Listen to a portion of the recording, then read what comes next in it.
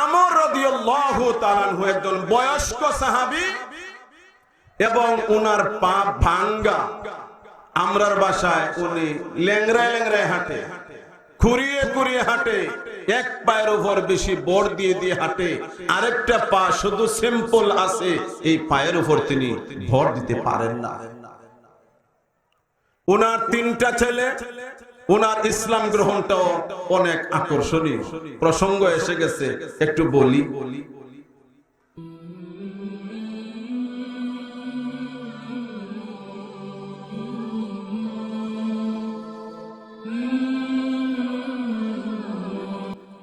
উনার তিন ছেলে এবং উনার ওয়াইফের নাম হিন্দ। ছেলে এবং তিন ছেলের মা, তাদের আব্বার অজানা ৬০ জনই মুসলমান হয়ে গেছে। তার স্ত্রীকে বললেন, স্ত্রী, আমার ছেলেগুলির প্রতি তুমি কড়া নজর রাখো, মুহাম্মদের দ্বারে কাছে যাতে না যায়।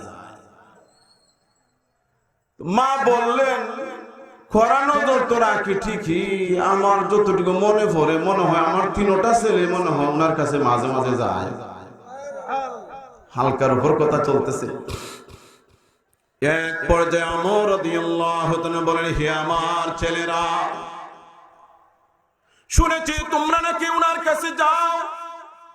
ছেলেগুলি সত্য কথা স্বীকার দিয়ে বলে, আব্বা জান, আমরা বারবার গিয়েছি, যা শুনেছি সেটাও আপনাকে আমরা শোনাতে পারি।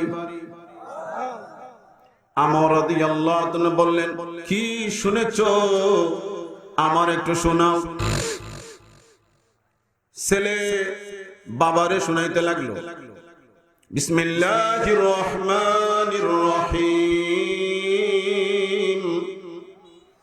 আলহামদুলিল্লাহি রাব্বিল আলামিন, আর রহমানির রহিম, মালিক ইয়াউমিদ্দিন, ইয়াকা না'বুদু ওয়া ইয়াকা নাস্তাঈন, ইহদিনাস সিরাতাল মুস্তাকিম, সিরাতাল লাযীনা আন'আমতা আলাইহিম, গায়রিল মাগদুবি আলাইহিম ওয়ালাদ-দাল্লিন।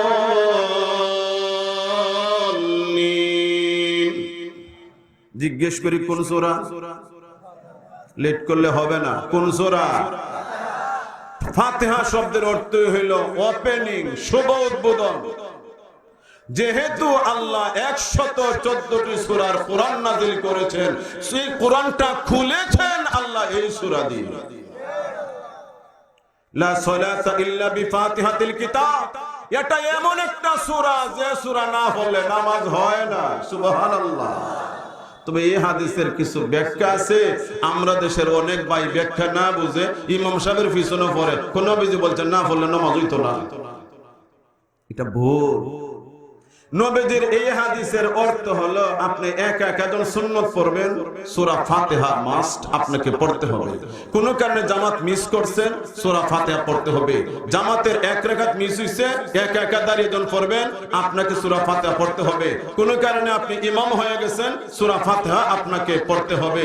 একা নামাজ, ইমামতির নামাজ অথবা জামাতের কোন নামাজ ছুটে গেলে একা একা যখন আপনি পড়বেন, সূরা ফাতিহা পড়তে হবে। কিন্তু ইমাম সাহেবের পিছনে আপনি দাঁড়াইলে আপনাকে পড়তে হবে না। নবীজি অন্য হাদিসে বলেন, ইমাম সাহেবের পড়াটাই আপনার পড়া। সুতরাং যে সকল ভাইয়েরা আপনারা বলেন সাধারণ মুসলমানদের মধ্যে বিভ্রান্তি সৃষ্টি করেন, সূরা ফাতিহা না পড়লে নামাজ হবে না, আপনার একটা প্রশ্ন করি, আপনারা প্রশ্ন করি, আপনি ওযু হয়ে মসজিদে গিয়ে দেখেন ইমাম সাহেব রুকুতে, আপনি হাত বেঁধে আল্লাহু আকবার বলে রুকুতে চলে গেলেন। এখানে আরেকটা মাসআলা আছে। মাসআলাটা হলো, ইমাম সাহেব রুকুতে থাকাকালীন সময় আপনিও কমপক্ষে সুবহান রাব্বিয়াল আযীম একবার বলা যায়। যেই পরিমাণ সময়, এতটুকু সময় আপনি ইমাম সাহেবকে রুকুতে পেতে হবে। যদি এতটুকু সময় আপনি ইমাম সাহেবরে রুকুতে পান, আপনি রাকাত পাইলেন। নবীজি হাদিস শরীফে বলেন, মান আদরাকার রুকুআ ফাকাদ আদরাকার রাকাতা কুল্লাহা, যে রুকু পাইলো সে রাকাত পাইলো। কিন্তু আমরা দেশে অনেক মুসল্লি আছে, ইমাম সাহেব যে সময় কয় সামি আল্লাহ ই বেটা রুকু যায়, এ হালা রুকু দেখো ফাইলিছি। কথা বুঝেন না আপনারা? আরে আমনে ভাইলই তো না, তো আমনে তো আরো 2 ঘন্টা পড়াইলো ভাইবা, এটা আপনারটাই ভাইছেন। ইমাম সাহেবের রুকু আপনি ভাবা লাগবো, তবেই আপনার রাকাত পাওয়া হলো। আচ্ছা, ইমাম সাহেবের যদি রুকু অবস্থায় আমরা পাই 1 তাসবিহ পরিমাণ, তাইলে রাকাত পাওয়া হলো কি হলো না? কথা বলেন, হলো। তাইলে আপনি ওই রাকাত যে পাইলেন, সূরা ফাতিহা কোন সময় পড়লেন? না বাসা তুইরাইছো? কথা বুঝেন না? এখন তো সূরা ফাতিহা পড়লেন না রে ভাই, তাইলে না পড়লেন নামাজ হইল কেমনে? ই রেখাত আপনি পাইলেন কেমনে? অতএব পরিষ্কার বোঝা গেল, ইমাম সাহেবের পিছনে দাঁড়াইলে ইমাম সাহেবের কেরাত পড়াই আমাদের কেরাত পড়া, আমাদের কেরাত পড়তে হয় না, ঠিক না? ছেলের কণ্ঠে সূরা ফাতিহা শুনলেন, আফসোস করে কথাটা বলা লাগে। 20 বছর, 30 বছর, 50টা বছর ধরে 5 ওয়াক্ত নামাজ ইমাম সাহেবের পিছনে পড়ে আসছেন। মাগরিব, এশা, ফজর, জুমা, ঈদের নামাজে রেগুলার আপনি সূরা ফাতিহার তিলাওয়াত শুনে আসছেন, কিন্তু সূরা ফাতিহার ভিতরে আল্লাহ কি কথাগুলো বললেন অনেকেই তো জানি না। কিন্তু আমর যেহেতু আরবিয়ান মানুষ, আরবি ভাষা বুঝে, তো সূরা ফাতিহার তরজমা শুনে কয় কথা তো বড় চমৎকার। আসতে বললেন কেন বুঝলাম না?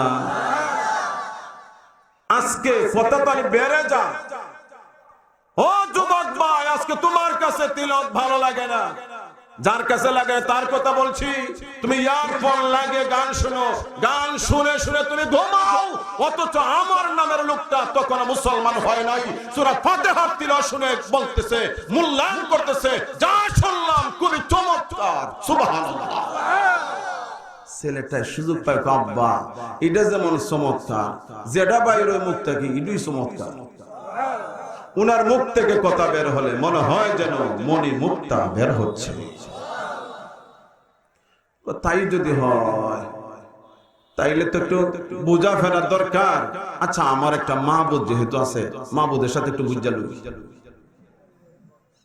তখনকার সময় ধনাঢ্য ব্যক্তি যারা, আমরা 20-30 বছর আগের কথা বলি, গ্রামের অনেকের বাড়িতে টেলিভিশন ছিল না।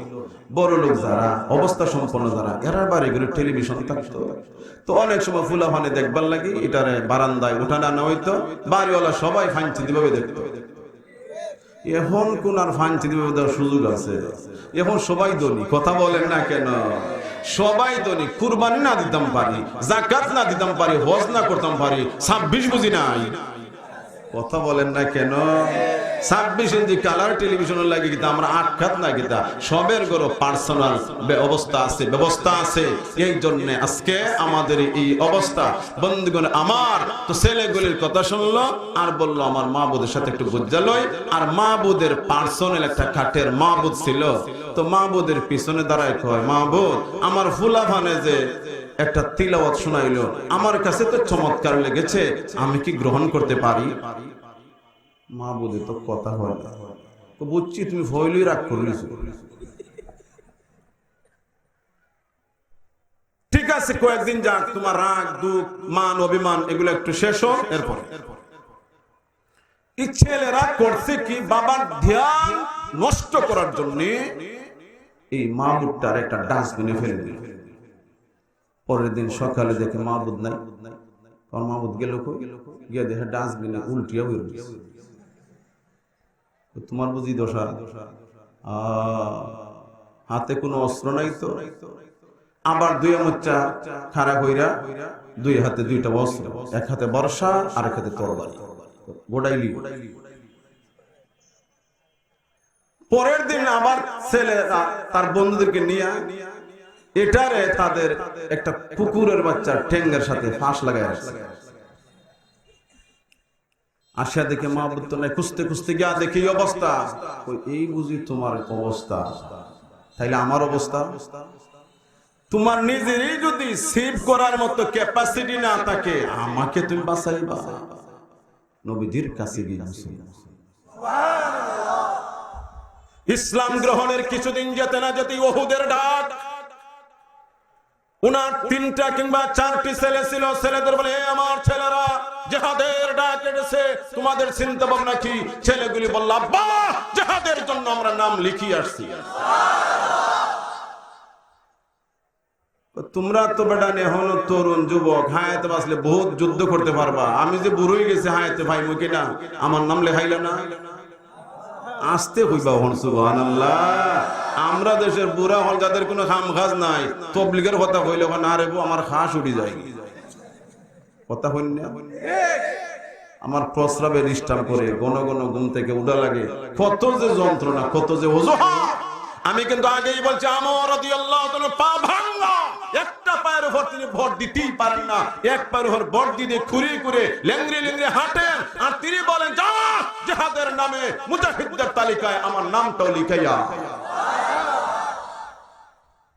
ছেলেগুলি বলে, আব্বা জান না না না, আপনি বুড়া মানুষ, আপনি মাজুর, মাজুরের উপরে ইসলামের কোন ফরজ আমার আল্লাহ চাপিয়ে দেন না। নারীদের উপর জিহাদ ফরজ নয়, মাসুম ছোট ছোট শিশুদের উপর জিহাদ ফরজ নয়। জিহাদ করতে যারা শারীরিকভাবে সক্ষম না, এদের উপরও জিহাদ ফরজ নয়। সুতরাং আব্বা তুমিও তো মাজুরদের একজন, তোমার উপর জিহাদ ফরজ নয়। আমর রাদিয়াল্লাহু তাআলা একদিক দিয়ে বুড়া, আরেক দিয়ে ভাঙ্গা পা, নবীজির কাছে এসে বলেন, ইয়া রাসূলুল্লাহ, ইয়া হাবিবাল্লাহ, ওগো নবীজি, আমার ছেলে হয়ে তারা আমাকে কেমনে বাধা দেয়? ওগো নবীজি, তারা বলে আমি নাকি ল্যাংড়ায় ল্যাংড়ায় হাঁটি। ওগো নবীজি, আমার তো আশা আল্লাহর দরবারে আমি ভাঙ্গা পা নিয়ে জান্নাতে যাব, সেখানেও আমি এইভাবে হাঁটবো, আমি জান্নাতে গিয়ে এইভাবে হাঁটবো, এটা আমার মন বাসনা, এটা আমার মনের আশা। হুজুর আমাকে জিহাদের পারমিশন দিন। আজকে আমরা যুবক রেডি না, বুড়ো রেডি না, অথচ ছেলেও রেডি, বাবাও রেডি, ছোট ছেলেও রেডি, ল্যাংড়া বাবাও রেডি, সবাই জিহাদের জন্য রেডি। সুবহানাল্লাহ। নবীজি বলেন, যাও, পারমিশন দিলাম। নবীজি পারমিশন দিলেন। এবার আসলেন স্ত্রীর কাছে। স্ত্রীর কাছে বলো, গো স্ত্রী, জীবনে বহুদিন সফরে গিয়েছি, তোমার কাছ থেকে বারবার আমি বিদায় নিয়েছি গো স্ত্রী। ও স্ত্রী, আজকের বিদায়টা হলো চিরদিনের জন্য গো। আসতে বলেন কেন? সিলেটে জুমার নামাজ পড়াইতে যাওয়ার বেলায় এক ধরনের বিদায়, কোন কারণে যদি 2 দিনের সফর হয় এটাও এক ধরনের বিদায়, 40 দিনের সিল্লার জন্য গেলে এটাও এক ধরনের বিদায়, 2 বছর 3 বছরের জন্য বিদেশ যাওয়ার বেলা এটাও এক ধরনের বিদায়। বিদায় নেওয়ার বেলা বলে আসি, যাই বিদায় হইয়া আর বলে আসি, তার মানে মনের আশা হলো সফরের কাজ শেষ করে আবার ফিরে আসবো। কিন্তু আমর রাদিয়াল্লাহু তাআলা বলেন, ও স্ত্রী, আজকে আসি না, চিরদিনের বিদায়। স্ত্রী গো, চিরদিনের জন্য বিদায়টা দাও। দাম্পত্য জীবনে যদি আমার দ্বারা কোনো আঘাত পেয়ে থাকো গো, আল্লাহর ওয়াস্তে আমাকে ক্ষমা করে দিও। এই কথাগুলো বলে সাথে সাথে আরশের মালিক আল্লাহর দরবারে হাত তুলে বলেন, ও প্রভু, আমাকে তুমি হতাশ করিও না। নিজের জীবন সঙ্গিনী ওয়াইফের কাছ থেকে চির বিদায় নিয়েছি, তুমি আমাকে হতাশ করে ফেরাইয়া দিও না। আল্লাহ, তুমি আমাকে জিহাদে শহীদ হওয়ার জন্য কবুল করে না। আর আমাদের স্লোগান জিহাদ জিহাদ জিহাদ চাই, জিহাদ করে বাঁচতে চাই। কথা বলেন না? স্লোগানের মাঝে পার্থক্য। জিহাদও করবো, আবার কোন যাতে সমস্যা যাতে না হয় খেয়াল রাখি। কিন্তু এই বুড়া মানুষ আল্লাহর কাছে বলে, আল্লাহ তুমি ফিরাইয়া দিও, শহীদ হওয়ার জন্য কবুল করিও। সুবহানাল্লাহ। তিনিও জিহাদে গেলেন। এইভাবে 700 খাঁটি ইমানদার সাহাবী নিয়ে নবীজি জিহাদে গেলেন। জিহাদের নামটা বলছিলাম উহুদ। উহুদ শব্দটা মূলত একটি পাহাড়ের নাম, যে পাহাড়টা সে অন্যান্য পাহাড় থেকে একটু সরে এককভাবে সে আলাদা দাঁড়িয়ে আছে, এই জন্য তার নাম উহুদ পাহাড়। আলাদাভাবে এককভাবে নিজের জায়গায় দাঁড়িয়ে আছে। সেই জিহাদের ময়দানে নবীজি সাহাবায়ে কেরামকে নিয়ে গেলেন। আপনাদের মনে থাকা দরকার, রাস্তা থেকে কিন্তু মুনাফিক সর্দার 300 জন নিয়ে আসছে, কথা মনে আছে? যুদ্ধের কৌশল হিসাবে নবীজি উহুদ পাহাড়ের পিছনে রাখলেন। পাহাড়টারে পিছনে রেখে যাতে করে পাহাড়ের পিছন দিক গিরিপথ দিয়ে ইসলামের কোন দুশমন নবীজি কিংবা নবীজির সাহাবায়ে কেরামের গায়ে হামলা করতে না পারে, সেই জন্য আব্দুল্লাহ বিন জুবাইর রাদিয়াল্লাহু তাআলার নেতৃত্বে 50 জন সাহাবীর ওই গিরিপথে দাঁড় করিয়ে দিলেন, দায়িত্ব সমঝিয়ে দিলেন, ও সাহাবীরা তোমাদের দায়িত্বটাই হলো সেখানে দাঁড়িয়ে থাকা, এইদিকে ইসলামের কোন দুশমন আসতে চাইলে প্রতিহত করবা, এইদিকে আমরা যুদ্ধ চালিয়ে যাব, যুদ্ধের জয় পরাজয় যা ঘটে না কেন আমি বিশ্ব নবী তোমাদেরকে না আসার কথা না বলা পর্যন্ত তোমরা কিন্তু সেখানেই দাঁড়িয়ে থাকবে। যুদ্ধ চললো। আলী রাদিয়াল্লাহু তাআলা সহ নবীজির সাহাবায়ে কেরাম যুদ্ধে ঝাঁপিয়ে পড়লেন। বেশি সময় লাগেনি, নবীজির সাহাবায়ে কেরাম যুদ্ধ করে করে বিজয়ী হয়ে গেলেন। দেখবে যে ছোটাছুটি শুরু হলো, ইসলামের দুশমনদের নবীর দুশমনদের পৃষ্ঠ প্রদর্শন করতে পালিয়ে যেতে লাগলো।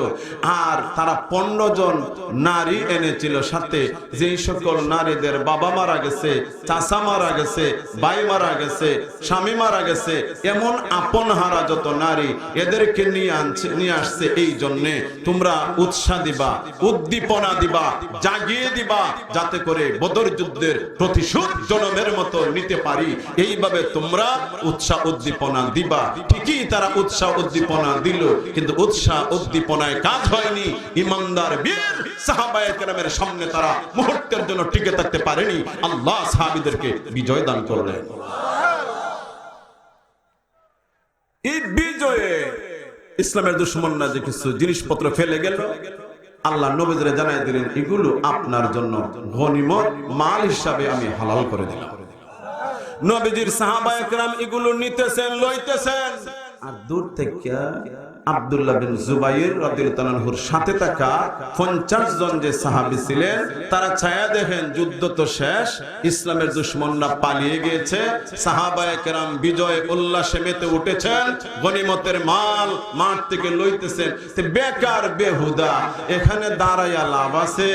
আমরাও গিয়ে শরীক হই। আব্দুল্লাহ বিন জুবাইর বলেন, না না না সাহাবীরা একজনও যাবেন না, নবীজির কথা বললে হবে না। নবীজি বলছেন, জয় পরাজয় যাই হয় না কেন, নবীজি আমাদেরকে আহ্বান না করা পর্যন্ত আমরা যাব না। কে কার কথা শুনে অনেকেই চলে আসলেন। সেই 50 জন সাহাবীদের মাঝ থেকে 39 জন সাহাবী চলে আসলেন। 11 জন সাহাবীকে নিয়ে আব্দুল্লাহ বিন জুবাইর সেই গিরিপথে নবীজির সিদ্ধান্ত মেনে দাঁড়িয়ে রইলেন।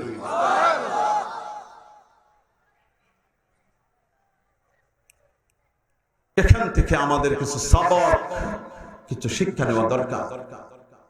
নবীজি বলছিলেন দাঁড়িয়ে থাকো, নবীজির কথা মানাটাই মুসলিম উম্মার জন্য কল্যাণকর। নবীজির সিদ্ধান্ত মানবেন না, নবীর কথা শুনবেন না। যে পরিবারে নবীর কথা নাই, এই পরিবারে শান্তি নাই। যে সমাজে নবীর কথা নাই, সেই সমাজে শান্তি নাই। যে রাষ্ট্রে নবীর আদর্শ নাই, সেই রাষ্ট্রেও শান্তি নাই।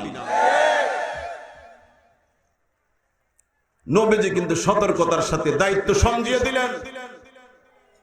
ঠিক সেই মুহূর্তে খালেদ ইবনে ওলি, পরে তিনি মুসলমান হয়েছেন, ওই সময় তিনি মুসলমান না, তবে তিনি সাংঘাতিক যোদ্ধা। 250 জন যোদ্ধা সাথে নিয়ে তিনি এই গিরিপথে অতর্কিত হামলা চালাইলেন। 11 জন 250 জনের মোকাবেলা করতে করতে করতে করতে শেষ পর্যন্ত 11 জনের 11 জন আল্লাহর পথে জীবন দিয়ে শহীদ হয়েছে। সাহাবায়ে কেরাম চাইলে নিজের জীবন রক্ষা করতে পারতেন, নবীজিরে বলতে পারতেন, ইয়া রাসূলুল্লাহ, ইয়া হাবিবাল্লাহ, ওগো নবীজি, 50 জনের মাঝে 49 জন সাহাবী আমাকে ফেলে চলে আসছে গো নবীজি। 10 জন সঙ্গী, আমি একজন, 11 জন, কেমনে গো আমরা সেখানে দাঁড়িয়ে থাকি? একটা অজুহাত আছে না নাই? কথা বুঝেন না লাগে? একটা অসুবিধা, একটা সমস্যা দেখাইবার সুযোগ আছে না নাই? কিন্তু না না না, এই বিশাল বাহিনী খালিদের মতো যোদ্ধার মোকাবেলা নবীজির 11 জন সাহাবী জীবন দেওয়াকে হাসি মুখে গ্রহণ করে নিলেন। তারপরেও আমার নবীর গায়ে আঘাত লাগবে নবীর সাহাবীরা বরদাস্ত করতে পারে নাই। তবে আমরাও যদি নবীজির সাহাবীদের মতো একেবারে জীবন যদি দিতে নাও পারি, তবে অন্তত 92% মুসলমানের বাংলাদেশে বিশ্ব নবীর সামনে বেয়াদবি হবে, আর আমরা বসে থাকবো, তা হতে পারে না। রাসূলের অপমানে যদি না কাঁদে তোর মন, মুসলিম নয় মুনাফিক তুই, রাসূলের দুশমন। কবি নজরুল এই কথাটা বলে গেছেন, খুব পছন্দ হয় আমার এই কথাটা। রাসূলের অপমানে যদি না কাঁদে তোর মন, মুসলিম নয় মুনাফিক তুই, রাসূলের দুশমন। আমরা রাসূলের দুশমন না উম্মত? কথা বলেন, রাসূলের দুশমন না উম্মত? যদি রাসূলের উম্মত হয়ে থাকি, আর নবীগঞ্জের যোগ্য উলামায়ে কেরাম যদি রাসূলের সম্মানের জন্য যদি আপনাদেরকে ডাক দেন, রাজপথে নামতে রাজি আছেন ইনশাআল্লাহ? দুঃখের সাথে কথা বলা লাগে, মাঠে যখন কথা বলি হাতের অভাব দেখি না, চেহারার অভাব দেখি না, আফসোস করে কথা বলবো, তবে এটার জন্য আমরা দায়ী। আমাদের পাশে 2টা উপজেলা, একটা বানিয়াছো, একটা বাহুবল। যে কোনো মুহূর্তে দ্রুত আধা ঘন্টার ভিতরে তারা একটা বিক্ষোভ মিছিল বের করতে পারে। আলেম ওলামা ছাত্র যদি হয় 100, পাবলিক হয় 100, আর আমরা মিছিল দিলে খালি আমরা। কারণ আপনারা আমাদের সাথে মিশেন, হ্যাঁ মাঝে মাঝে মিশেন, তবে না মিশার জন্য আপনারা দায়ী না, আমরা দায়ী। আমরা সঠিক নেতৃত্ব আপনাদের উপহার দিতে পারি না, আমাদের গ্রহণযোগ্যতা আপনাদের মধ্যে সৃষ্টি করতে পারি না, যে কারণে আমরাই চিল্লাই, আমাদের চিল্লানিতে আপনারা সাড়া দেন না। আগামী দিনে যদি দায়িত্ব নিয়ে আমরা উলামায়ে কেরাম যদি রাজপথে নামবেন তো ইনশাআল্লাহ।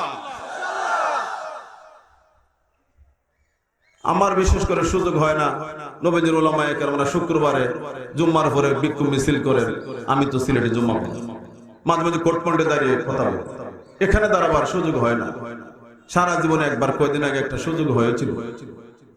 আমি তাকে বা না তাকি, নবীর অনেক বিজ্ঞ উলামায়ে কেরাম আছে, তারা যদি আপনাদেরকে ডাক দেন আপনারা সাড়া দিবেন। আমাদের যদিও নবীর সাহাবীদের মতো এতটা স্পিড নেই, তবে অন্তত জবানটা তো আল্লাহ খোলা রেখেছেন, জবান দিয়ে তো কমপক্ষে রাসূলের দুশমনদের বিরুদ্ধে কথা বলতে পারি। সাহাবায়ে কেরাম নবীজির জন্য সিরিয়াস হয়ে গেলেন। ভালো করে শুনুন, বয়স যাদের কম, বয়স বাড়িয়ে বললেন জিহাদে যাওয়ার জন্য। উচ্চতায় যারা শর্ট খাটো, আঙ্গুলের উপর ভর দিয়ে মাথা উঁচু করেন, বডিটারে লম্বা দেখান, মাফ বাড়ান। আর এই জমানাত আমরা কিছু লোক আছি বয়স্ক বাতা হওয়ার জন্য 50 বছর, বেটার বয়স 65 বছর। কথা বলেন, কথা বলেন, বুঝা হইছুন? আমি কিন্তু বুঝা হইছি। আসল বয়স 50 বছর, আর সরকারে আইন করছে 65 বছর হইলে বয়স্ক ভাতা। প্রায় খাটগুলা আপনারা চেক কইরা দেখেন, আসল বয়স 50, খাটের মাঝে 65, বয়স্ক ভাতা হইবার লাগি। আর নবীর সাহাবীরা আঙ্গুলের উপর বর দিয়া মাপ লম্বা করেছে জিহাদে যাওয়ার লাগি। সুবহানাল্লাহ বলে। পার্থক্য এটাও, দুনিয়ায় বল লাগে আমরা চালাকি করি, আর তারা আখিরাতের জন্য চালাকি করেছেন। সুবহানাল্লাহ। 11 জন সাহাবী শহীদ হয়ে গেলেন। এইদিকে আমর রাদিয়াল্লাহু তাআলা যুদ্ধে শরীক। অতর্কিতভাবে নবীর দুশমনরা ঘুরে দাঁড়ালো, অতর্কিতভাবে নবীজির উপর হামলা চলল। নবীজি দেখে বললেন, ও সাহাবীরা, চারিদিক থেকে হামলা আসছে রে, আমার জন্য কে কে জীবন দিবা দাঁড়াও। সাথে সাথে এক পাল সাহাবী নবীজির ডানে বামে দাঁড়ায় গেছে। একজন সাহাবীর পিঠের দিকে লক্ষ্য করে দেখা গেল, যে সাহাবী নবীজিকে ঘিরে রেখেছেন যাতে করে ওই দিক থেকে তীরটা আমার নবীর গায়ে না লাগে, এই জন্য নিজের পিঠ দিয়ে নবীজির সেভ করে দাঁড়ায় রইলেন। গণনা করে দেখা যায় ওই সাহাবীর পিঠের মাঝে 70টি তীরের আঘাত। তাদের মুখে আশিকে রাসূল সুবহান। নবীজি বলে, আমি চেয়ে দেখি যে আমার কাছে যুদ্ধের পারমিশন চেয়েছিল, আমি যুদ্ধের পারমিশন যারে দিলাম, হঠাৎ দেখি সেই আমর ভাঙ্গা পা নিয়ে যুদ্ধ করে যাচ্ছে। লক্ষ্য করে দেখি যুদ্ধ করতে করতে এক পর্যায়ে শহীদ। কিছু সময় যেতে না যেতে তার ছেলেটাও শহীদ। নবীজি সাহাবায়ে কেরামকে বললেন, ও সাহাবীরা, আমর আল্লাহর পথে জীবন দিয়ে শহীদ হয়েছে। নবীজি তাদের শরীর রক্ত সরাইতে নিষেধ দিয়ে বললেন, সাহাবীরা রক্ত সরাইও না। আমি বিশ্ব নবী বলছি, এই সকল সাহাবীরা ওই রক্ত নিয়ে আল্লাহর দরবারে হাজির হবে। কোন ঘটনার পরিপ্রেক্ষিতে আমর রাদিয়াল্লাহু তাআলা আনহুর কবর উহুদের যুদ্ধের দিন থেকে 46 বছর পর কোন একটা কারণে মাটি সরানো হয়েছিল। কত বছর পর? কথাটা মনে রাখুন, কত বছর? 46 বছর পর আমর রাদিয়াল্লাহু তাআলা আনহু যিনি উহুদের যুদ্ধে শহীদ, ওনার কবরের মাটি 46 বছর পর সরানোর পরে লক্ষ্য করে দেখা যায় এতটা তাজা, মনে হয় আমর ঘুমিয়ে আছে। আসতে বললেন, আসতে বললেন। 46 বছর পর মাটি তাকে গ্রাস করতে পারে না। ওয়ালা তাকুলু লিমান ইউকতালু ফি সাবিলিল্লাহি আমওয়াত বাল আহইয়াউ ওয়ালাকিন লা তাশউরুন। আমার আল্লাহ বলে, হে পৃথিবীর মানুষ, আমার পথে যারা জীবন দেন, হতে পারে বদর, হতে পারে উহুদ, হতে পারে খন্দক, যে কোনো যুদ্ধ হয় না কেন কিয়ামত পর্যন্ত যে বাজারা জীবন দিবে। যেমন কিছুদিন আগে ভুলার 4টি ভাই জীবন দিয়েছে, একজন মাদ্রাসার ছাত্র, একজন কলেজের ছাত্র, 2 জন হলো সাধারণ মুসলমান। আমার আল্লাহ বলেছেন, আল্লাহর পথে যে বাজারা জীবন দিবে তাদেরকে তোমরা মৃত বলো না, আমি আল্লাহ ঘোষণা দিলাম তারা জিন্দা। তোমরা জানো না তো, আমি তাদেরকে খাওয়াইও, আমি তাদের খাওয়াই। সুবহানাল্লাহ বলেন। আল্লাহর পথে যারা জীবন দেয় এরা জীবিত। বলছেন কে? আসতে বললে হবে নাকি? জুড়ে বলেন কে? মুখটা বইরা বলেন আল্লাহ।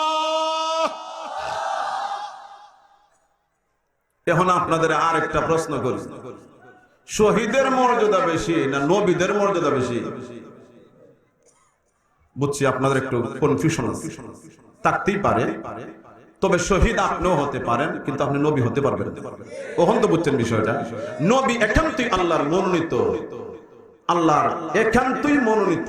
নবীদের স্টেজ সকলের উপরে। সুবহানাল্লাহ। তাইলে একটা শহীদের দেহ যদি 44 বছর পর যিনি নবীর সাহাবী ও নবীগঞ্জের তৌহিদি জনতা, আপনাদের কানে এমন পচা কথা যদি আসে যে আমাদের নবীজি রওজা পাকে জিন্দা না, উনার দেহ মুবারক রওজায় নাই, এমন কথা যদি আপনাদের কানে আসে, সিদ্ধান্ত কি নেবেন? নবীর একজন আত্মা সাহাবী আমার রাদিয়াল্লাহু তাআলা আনহু 46 বছর পর তার দেহ পাওয়া গেছে তাজা, তাই আমাদের নবীর দেহ মুবারক অবশ্যই আরো সুরক্ষিত। কথা বলেন ঠিক কি না?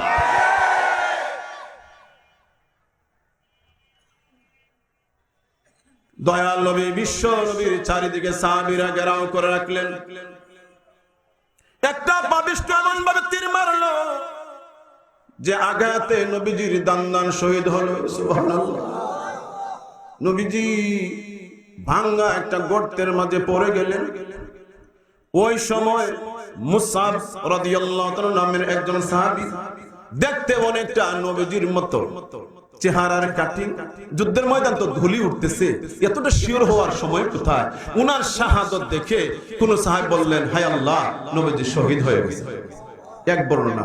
আরেক বর্ণনা হইল কাফেররা বলল নবীজি শহীদ হয়ে গেছেন। আরেক বর্ণনা হইল শয়তানে মুসলমানদের মনোবল ভেঙে দেওয়ার জন্য ঘোষণা দিল, কাদ কুতিলা মুহাম্মদ, মুহাম্মদ মারা গেছেন। নাউজুবিল্লাহ বলবেন না? অনেকেই তরবারি ছেড়ে দিলেন, বসে গেলেন। যুদ্ধ আর কার জন্য করব? নবীজি নাই, যুদ্ধ করার কতটুকু প্রয়োজন আছে এমন ভাবনা অনেকের মনে উদয় হলো। সাথে সাথে জিবরাইল আলাইহিস সালাতু ওয়াস সালাম সূরা আলে ইমরানের 144 নম্বর আয়াত নিয়ে আসলেন, ওয়া মা মুহাম্মাদুন ইল্লা রাসূল ক্বাদ খালাত মিন ক্বাবলিহির রাসূল। মুহাম্মদ সাল্লাল্লাহু আলাইহি ওয়াসাল্লাম তিনি একজন রাসূল, উনার পূর্বেও অনেক রাসূল বিগত হয়ে গেছে। আজল কালো তিনি একদিন বিদায় নেবেন, উনার একদিন ইন্তেকাল হবে।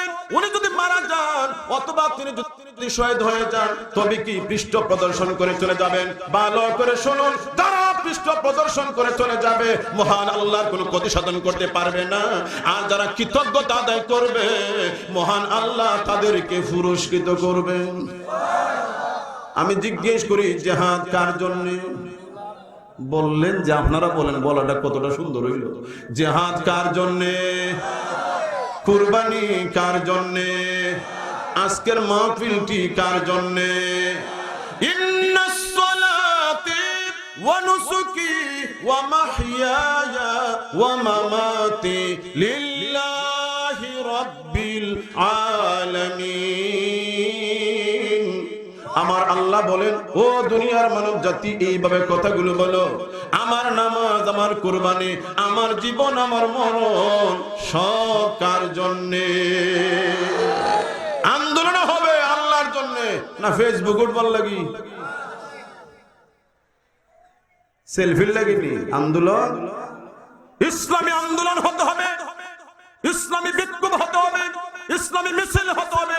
আল্লাহ রাসূলের সাথে রাজপথে যান, উদ্দেশ্য থাকতে হবে আল্লাহর জন্য। কথা বলা ঠিক না? বহু মানুষের নেক আমল বিনষ্ট হবে খালি সেলফির কারণে।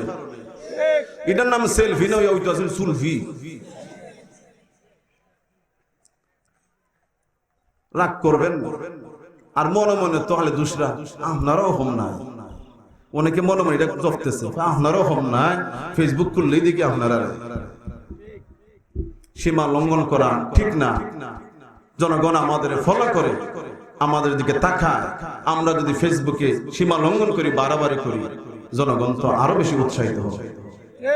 টিলার উপরে বইয়া, বাসের ছাদে বইয়া, নদীর তীরে দাঁড়াইয়া তো বেটা সাঁতার হাইটে হাইটে উঠবো আর পানি খাইয়ে মরবো। কত জাতের সেলফি। আমি যুবক তরুণ ভাইদের বলবো, আমার এলাকার ছেলে, আমরা ভাই ভাই, আমি আপনাদের কষ্ট করার জন্য বলি নাই। এই ধরনের আচরণকে সংযত করুন, সংযমী হন, এগুলা থেকে নিজেকে রক্ষা করুন। রাজি আছেন ইনশাআল্লাহ? এই নবীজির একটা সিদ্ধান্ত না মানার কারণে প্রথমে আল্লাহ বিজয় দান করলেন, পরক্ষণেই বিপর্যয়। এই বিপর্যয় থেকে কিয়ামত পর্যন্ত মুসলিম জাতির জন্য একটা সতর্ক বাণী। মুসলিম জাতি নবীর আদর্শ থেকে সরবা, বিপদে পড়বা, নবীর আদর্শে থাকবা, আল্লাহর সাহায্য পাইবা। যাদের শাহাদতের দৃশ্য দেখে নবীজি কষ্ট পেয়েছিলেন, এর মাঝে সবচেয়ে বেশি যার শাহাদতের দেহ দেখে নবীজি ফুফি ফুফি কেঁদেছিলেন, তিনি নবীজির আপন চাচা হামজা রাদিয়াল্লাহু তাআলা। উনাকে হত্যা করেছিল ওয়াহশী নামের একজন লোক, পরে তিনি মুসলমান হয়েছেন। সুবহানাল্লাহ। যেদিন তিনি তায়েফ থেকে একটু আশার বাণী শুনে নবীজির কাছে আসলেন, অপরাধ তো সাংঘাতিক, নবীজির চাচা বীর হামজাকে তিনি শহীদ করেছেন। আর ওই যে মহিলারা আসছিল, এই মহিলাদের মাঝে একটা ছিল হিন্দা, এই মহিলা সহ আর কয়েকজনে হযরত হামজা রাদিয়াল্লাহু তাআলা আনহু নাক কেটেছে, কান কেটেছে, নাক দিয়ে কান দুটি দিয়ে তারা মালা বানিয়েছে। নাউজুবিল্লাহ বলবেন। এমন একটা মার্ডার, এটা তো একটা এমনি ভয়ঙ্কর। আর যদি কোনো লাশকে যদি বিকৃত করা হয়, তা আবার নবীজির কলিজার টুকরা চাচা হামজা রাদিয়াল্লাহু তাআলা আনহু এই দেহ মোবারক দেখে বুক ছিঁড়া, নবীজির চাচা হামজার নাক নাই, কান নাই, এই দৃশ্য দেখে নবীজি ফুফি ফুফি চোখের পানি মুছতে মুছতে কান্না করছিলেন। জানতেন ওয়াহশী, সেই ওয়াহশী বলেন আমি আশার বাণী শুনছি যে নবীজি খুব দয়াল, রহমতের নবী, প্রতিশোধ নেন না, ক্ষমা করেন, এটা শুনি আমি তায়েফ থেকে আসলাম। আর নবীজির পিছনে দাঁড়ায়া হঠাৎ আমি বলে উঠলাম, আশহাদু আল্লা ইলাহা ইল্লাল্লাহ ওয়া আশহাদু আন্না মুহাম্মাদার রাসূলুল্লাহ। জোরে জোরে সুবহানাল্লাহ। নবীজি কালিমার আওয়াজ শুনে ফিরে চায়া দেখেন ওয়াহশী।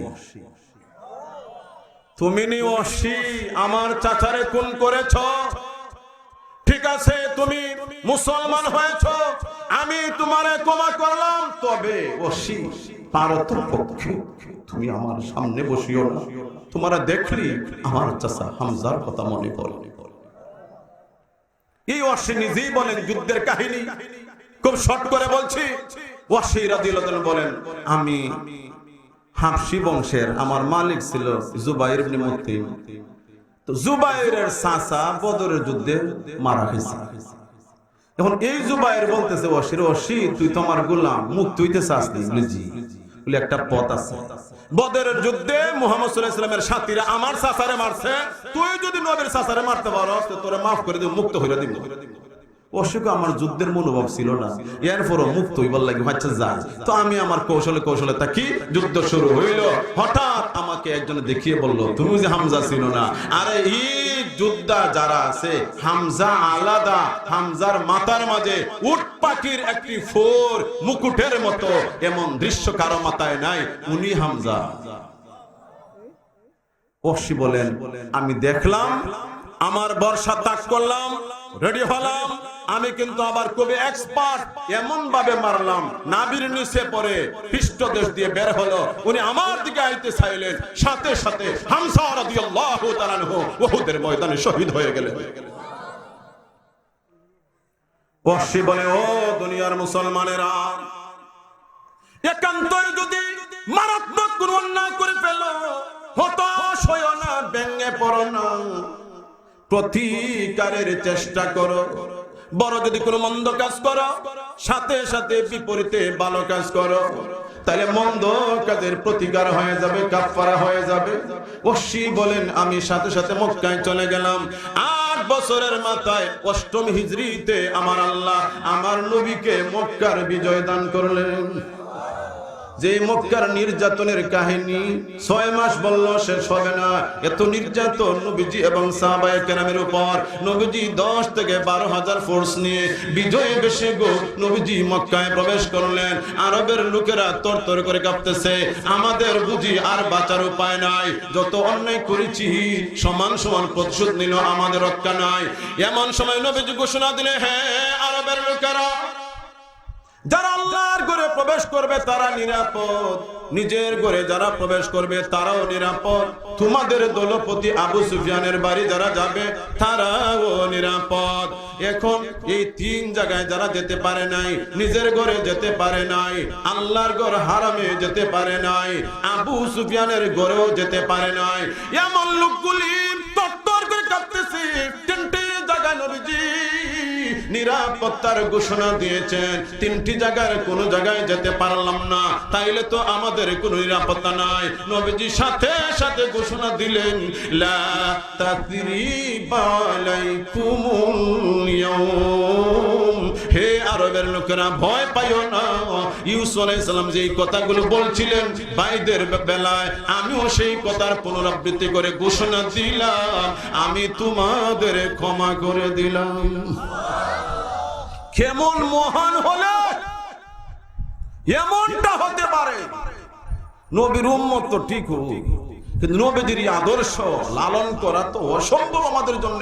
কত মহান একতরফা মক্কাবাসী এত নির্যাতন করলো, আজকে হাতের মুঠোয় পেয়ে নবীজির আঙ্গুলের ইশারাই যথেষ্ট দলিত করার জন্য।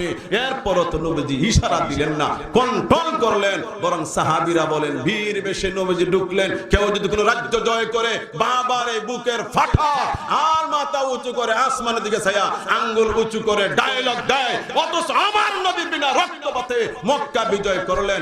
এমন সময় সাহাবীরা বলেন, ছে দেখি নবীজির মাথা নিচু, জবান দিয়ে আল্লাহর জিকির বের হচ্ছে। কোন দিক থেকে আপনাদের কথা শোনাবো? এই দৃশ্য দেখে ওয়াহশী রাদিয়াল্লাহু আনহু বলেন, আমি চলে গেলাম তায়েফ। এখন তায়েফেরও দেখি অনেক লোক ইসলাম গ্রহণের জন্য মানসিকভাবে প্রস্তুত। দেখলাম যে আমার তো আর উপায় নাই, আমি সিরিয়া চলে যাব। এমন সময় একটা লোক বললো, এই মিয়া তোমার কি এতটুকু ধ্যান ধারণা নাই? মুহাম্মদুর রাসূলুল্লাহ সাল্লাল্লাহু আলাইহি ওয়াসাল্লাম উনি আল্লাহ পাকের রাসূল, উনি রহমতের নবী। আমি জিজ্ঞেস করি, নবীজি যে রাহমাতুল আলামিন, এটা বাংলাদেশের মানুষের ডিগ্রি দিছে, আসতে বললেন কেন? আরবের মানুষের ডিগ্রি দিছে, কিছু আইডিয়া থাকতে হবে তো আপনাদের। ওয়ামা আরসালনাকা ইল্লা রাহমাতাল লিল আলামিন। ঘোষণা কার? কোথায় ঘোষণা? কুরআনে। কথা বলুন, কোথায় ঘোষণা? কুরআনে। দিবেন কে? কাকে দিবেন? আমাদের নবীকে। ওগো নবীজি, আপনাকে রাহমাতুল লিল আলামিন বানিয়ে আমি আল্লাহ পাঠিয়েছি। আলামিন শব্দটা আল্লাহ নিজের শানে ব্যবহার করেছেন। আলহামদুলিল্লাহি রাব্বিল আলামিন। অন্য আয়াতে নবীর শানে আমার আল্লাহ বলেন, ওয়ামা আরসালনাকা ইল্লা রাহমাতাল লিল আলামিন। আল্লাহর শানে আলামিন তিনি রাব্বুল আলামিন, নবীর শানে আলামিন রাহমাতুল আলামিন। ওগো নবীজি, আমি আসমানের জন্য রব হইলাম, আপনাকে আসমানের জন্য রহমত বানাইলাম। আমি জমিনের জন্য রব হইলাম, আপনাকে জমিনের জন্য রহমত বানাইলাম। জিন ইনসানের জন্য আমি আল্লাহ রব হইলাম, জিন ইনসানের জন্য আপনাকে রহমত বানাইলাম। সাগর মহাসাগরের জন্য আমি আল্লাহ রব হইলাম, সাগর মহাসাগরের জন্য আপনাকে রহমত বানাইলাম। এক কথা কোন বেজি, যত কিছুর জন্য, যত সৃষ্টির জন্য আমি আল্লাহ রব হইলাম গো, তত কিছুর জন্য আপনাকে আমি আল্লাহ রহমত বানাইলাম। ঘোষণা কা? জোরে বলেন কা? তাইলে কোন মায়ের সন্তান যদি বলে নবীজি রাহমাতুল আলামিন হতে পারেন নাই, সে মুসলমান না কাফের? কয়দিন আগে আমরা আন্দোলন করলাম, তার নাম হিজবুত তৌহিদ, করতে হইল তৌহিদের দল, আর এরা কার্যকলাপ হইল হিজবুত শয়তান, শয়তানের দল। তাদের পরিষ্কার বক্তব্য যে নবীজি রাহমাতুল আলামিন হতে পারেন না। যদি রাহমাতুল আলামিন তে তো মারামারি যুদ্ধ করে লাগি নাউজুবিল্লাহ কইতা না। আমি আপনাদের আবার বলি, নবীজি রাহমাতুল আলামিন নবী কি হইছে না আল্লাহ বানাইছেন? তাইলে নবীজি রাহমাতুল আলামিন হতে পারেন না, এই কথার অবজেকশনটা নবীর মাঝে সীমাবদ্ধ থাকে না, আল্লাহর উপরে যায়। এটা কোরআনের কথা, আল্লাহর ঘোষণা। আমার নবী রাহমাতুল আলামিন, এই কথা যারা মানে না মুসলমান হতে পারে না, কাফের ছাড়া মুসলমান হতে পারে না। এরপরও নবীগঞ্জের কয়েকটা ফুলাফান বাংলা বইয়ের মাঝে লেখা বেটা, এরপরও কেমনে এই দলে যোগ দেয় আমার তো বুঝে আসে না। পরে ভাবলাম তা সিঙ্গারা খাই, কিছু টাকাও হয়, সিঙ্গারাও খায়, টাকাও পায়। টাকার কাছে হতভাগা কপাল পোড়া এই মুসলমান বাচ্চাগুলো এমন একটা দলে যোগ দিল। ভালো করে শুনুন, এই মুহূর্তে এটা প্রমাণ করতে আমি সক্ষম। এই হিজবুত তাওহীদের বর্তমান যিনি ইমাম, তার নাম হুসাইন মুহাম্মদ শেলী। আপনারা অনেকেই তার ইউটিউবে দেখেন। ডান পাশে মহিলা, বাম পাশে মহিলা, সামনেও মহিলা, সবের আবার মুখ খোলা। আর হে এখানে বইয়া ওয়াজ করে। এই জাতের ওয়াজ তো শয়তানও করে না। ডানে মহিলা, বামে মহিলা, সামনে মহিলা, মাঝখানে বলে হুজুর। আমি বলি ডানে লেডিস, বামে লেডিস, সামনেও লেডিস, তুই টাটকা ইবলিস। তো যারা আমার নবীর রাহমাতুল আলামিন মানবে না আর আমরা কাফের বলবে, এরা নবীগঞ্জের মাটিতে বুক ফুলাই হাঁটবে, আপনারা চাইননি। আমি পরিষ্কার বলতে চাই, আমাকে ব্যক্তিগতভাবে গালি দিলে 1000 বার বরদাস্ত করব। আমারই মন মানসিকতা আছে প্রতিবাদ না করে ধৈর্য ধরা। তবে আল্লাহর কসম, আমার নবীর বিরুদ্ধে বেয়াদবি করে যদি কেউ মাথা উঁচু করে, মাথা নামিয়ে দেওয়া হবে। কথা বলে ঠিক কিনা?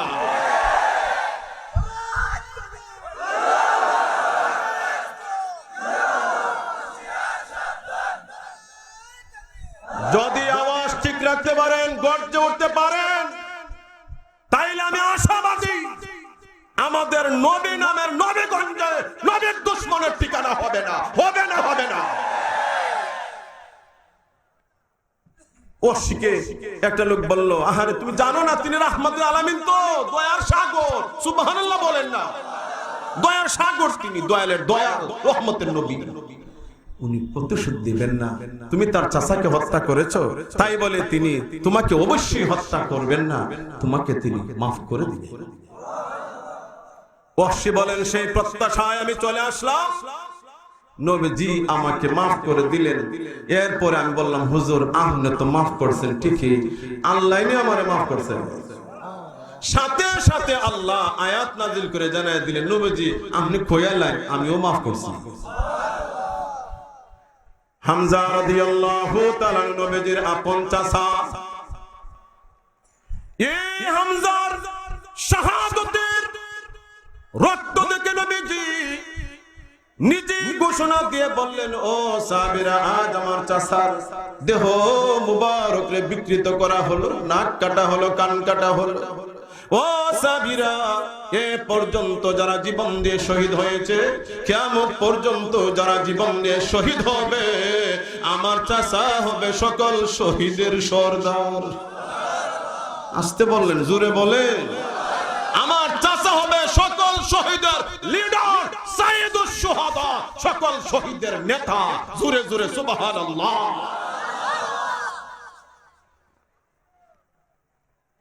গতদিন আমি জেকের মাঠে বলেছিলাম, আজকে শুনলেন তরুণ ছেলেদের উচ্ছ্বাস, নবীর ভালোবাসার কথা আর বুড়া মানুষের কথা। নবীজির শাহাদাতের সংবাদ শুনে সাহাবায়ে কেরাম ভীত সন্ত্রস্ত, কিন্তু নবীজি তো শহীদ হন নাই।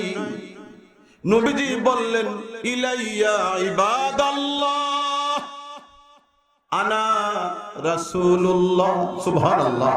ওই যে গুহার মাঝে পড়ছিলেন, নবীজি তখন সবাইকে চিল্লায়া বলছিলেন, ইবাদাল্লাহ, ইলাইয়া ইবাদাল্লাহ আনা রাসূলুল্লাহ। জোরে জোরে সুবহানাল্লাহ।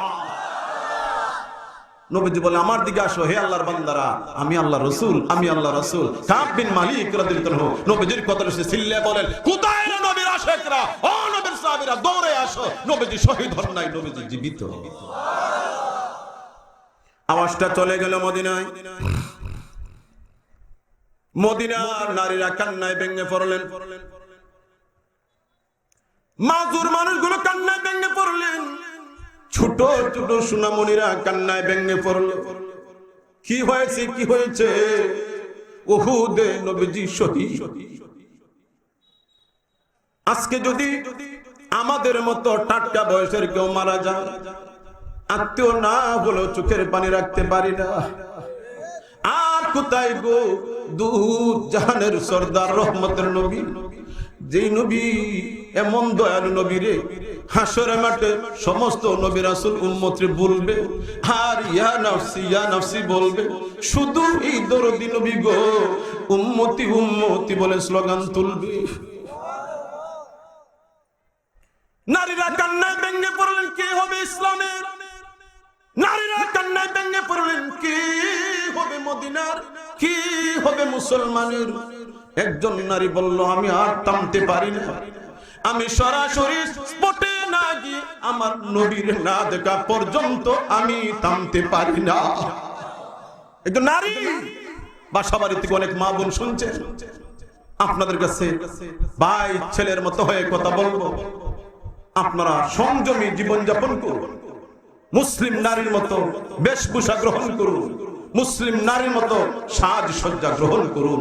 এমন সাজসজ্জা আর এমন ভাবে রাস্তাঘাটে বের হবেন না যাতে করে আমরা বিব্রত হই আপনি মুসলমান কিনা। কথা বলেন ঠিক কিনা? শালীন আচরণ করুন, সাজসজ্জা ইসলাম নিষেধ করে নাই। আপনি যত পারেন সাজেন, পরপুরুষের জন্য নয়। এই নারী পাগল পারা হয়ে মদিনা থেকে বের হয়ে পড়লেন। রাস্তায় একটা লোককে পেয়ে বললেন, হে আল্লাহর বান্দা, জানতে চাই রে নবীজি কেমন আছেন?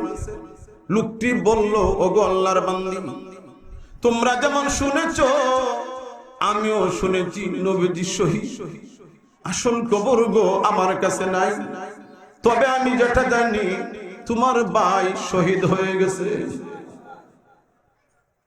আমরা বাস্তবতা থেকে দেখি ভাইয়ে ভাইয়ে বিরোধ। ঈদের দিনও ভাইয়ের বাসায় দাওয়াতে যায় না, এতটা বিরোধ ভাইয়ের ছায়া দেখতে পারে না। কিন্তু যদি শুনে নবীগঞ্জ বাজারের মোড়ে তার বাইরে অমুকের ছেলে মারছে, মান অভিমান সব দূর হয়, ভাইয়ের পক্ষ দেয় কথা বলেন। ভাই মানে রক্তের বাঁধন। এবার ওই মহিলা ভাইয়ের শাহাদাতের সংবাদ শুনল, মহিলা থামেনি, প্রমাণ করেছে মহিলা, ও দুনিয়ার মুসলমানের, আরে আমার অন্তরে আমার ভাইয়ের যে পরিমাণ মহব্বত রয়েছে তার চেয়ে হাজার হাজার গুণ বেশি মহব্বত আমার নবীজি। সামনে গিয়ে আরেকটা লোকরে বলেন, ভাই রে তুমি কি উহুদের ময়দান থেকে এসেছো, জানতে পারি কি নবীজি কেমন আছেন? লোকটা বলো, না গো, তুমি যেমন শুনেছো আমিও শুনেছি, তবে তোমার স্বামী শহীদ হয়েছে।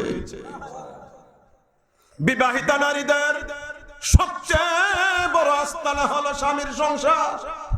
স্বামী যদি মারা যায়, বাপ যদি জীবিত থাকে হয়তো বাপের কোলে আশ্রয়, ভাই যদি ভাইয়ের মতো হয় হয়তো ভাইয়ের সংসারে হয়তো আশ্রয়।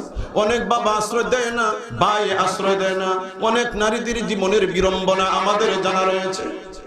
কিন্তু এমন জীবন সঙ্গীর স্বামীর শাহাদাতের সংবাদ শুনেও মহিলা বিচলিত হলো না, বুঝায় দিল স্বামীর ভালোবাসা আছে, স্বামীর ভালোবাসার চেয়ে হাজার গুণ বেশি আমার নবীর ভালোবাসা। তাই তো নবীজি বলেছেন, লা ইউমিনু আহাদুকুম হাত্তা আকুনা আহাব্বা ইলাই মিন ওয়ালিদিহি ওয়া ওয়ালাদিহি ওয়ান নাসি আজমাইন। নবীজি বলেন, তোমাদের কেহ খাঁটি মুমিন হতে পারবে না যতক্ষণ পর্যন্ত তার কাছে তার মা বাবার চেয়ে, তার সন্তানাদের চেয়ে, তার আদরের দুলাল যা আছে সকলের চেয়ে আমি নবীজি তার কাছে সবচেয়ে বেশি প্রিয় না হই, তাইলে তুমি খাঁটি মুমিন না। সুতরাং সকলের চেয়ে নবীকে বেশি ভালোবাসি। কথা বলেন ঠিক কিনা? আর একটু সামনে গেল, সামনে গিয়ে শুনে নবীজি জিজ্ঞেস করলো, বাইরে নবীজির কোন সংবাদ আছে? লোকটি বলল, না না না, তোমার ছেলেটি উহুদে শহীদ হয়ে গেছে।